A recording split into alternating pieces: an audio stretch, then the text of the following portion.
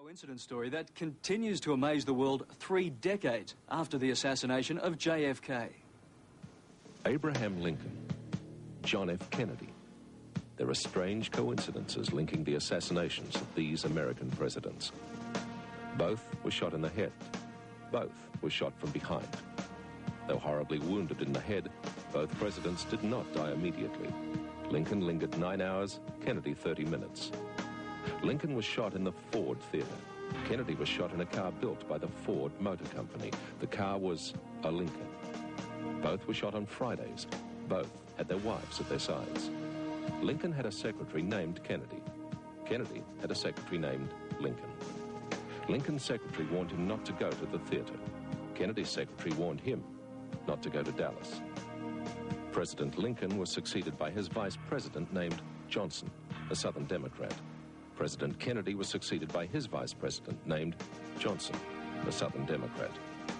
Andrew Johnson was born 1808, Lyndon Johnson 1908, 100 years apart. Lincoln's assassin John Wilkes Booth was born 1839. Kennedy's assassin Lee Harvey Oswald was born 1939, 100 years apart. Lincoln was elected 1860, Kennedy 1960, 100 years apart. Both Booth and Oswald were shot dead before they could be brought to trial. After both assassinations, strong theories of conspiracies evolved that each assassin did not act alone. Both presidents' surnames contain 7 letters. Their successors, 13 letters each. Their assassins, 15 letters each. And finally, John Wilkes Booth shot Lincoln in a theatre and fled to a warehouse.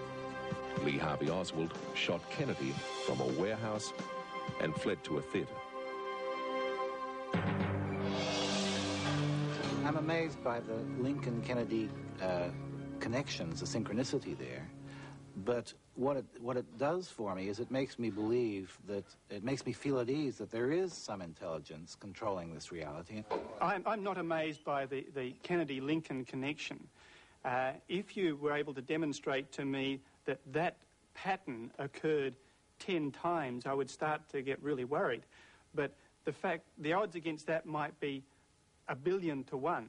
But there's no reason on earth why it can't happen within the first 30 presidents.